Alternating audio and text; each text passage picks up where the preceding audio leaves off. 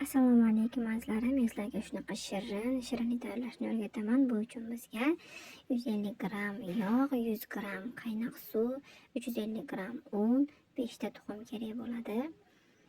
Buni mikserda yaxshilab ko'pirtirib, aralashtiramiz va shakar qo'shamiz.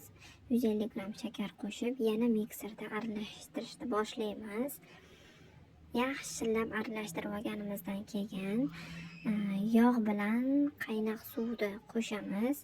Eslatib o'taman, suvimiz muzdek yoki iliq bo'lishi kerak emas, qaynoqroq bo'lishi kerak. Ularni qo'shib olgandan keyin yaxshilab aralashtiramiz va un qo'shamiz. Unda 2 ga bo'lib qo'shinglar. Yaxshilab ko'pirtirib, hammasini aralashtiramiz.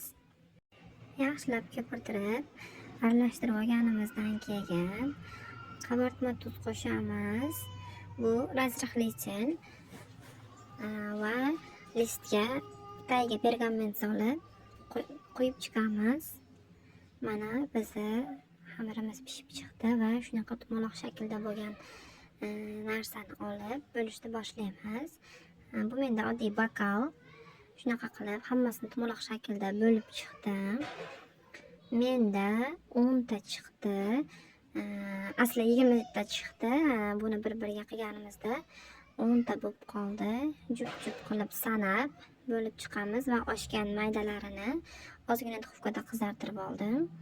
Kroshka qilish uchun va bunga ozgina ho'llanishi uchun sirop qilib chiqamiz. Keyin esa kremlarimizni surkab chiqamiz. Bu zavarnoy krem menda bor edi, shuni qildim.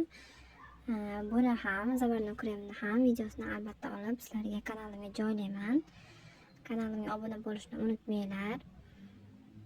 Shunaqa qilib kremni o'rtalariga, yonboshlariga, barcha joylariga tegizdirib, qoldirmasdan surkab chiqamiz. Ishonib olinglar, juda ham shirin bo'ladi. Men aytgan retseptda qilib ko'ringlar. Iltimos, ko'nglim ko'tarilishi uchun yurakchani qizartirib qo'yinglar. Juda ham xursand bo'laman. Shunday qilib, hammasini bir-biriga yopishtirib, chetlari bilan qoldirmasdan surkab chiqamiz. Mazzasiga gap bo'lishi mumkin emas. Juda ham shirin bo'ladi. Qilib ko'ringlar. Shunaqa qilib barchasini qilib chiqib olamiz va tovoqqa terib oldim. Duxovkada ozgina quritib maydalab olgan kroshkamizni hamma chetlariga, yonlariga qoldirmasdan yopishtirib chiqamiz. Hammasini yopishtirib chiqamiz. Yopishmay qolgan joylariga qo'llarimizni tekislab yopishtirib olamiz. Juda ham yaxshi chiqadi. Tavsiya qilaman hammanglarga qilib ko'rishlarga. Ham oson, ham shirin, juda ham yumshoq, mayin bo'ladi. Shunaqa qilib hammasini terib oldim.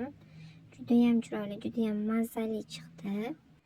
Iltimos, kommentariyada o'z fikringizni yozib keting va bizni kanalimizni yo'qotib qo'ymasligi uchun podpisatsiya tugmasini bosib qo'ying. Ko'nglim ko'tarilishi uchun albatta yurakchani ham bosib qo'ying va sahranch qilib olishni unutmang.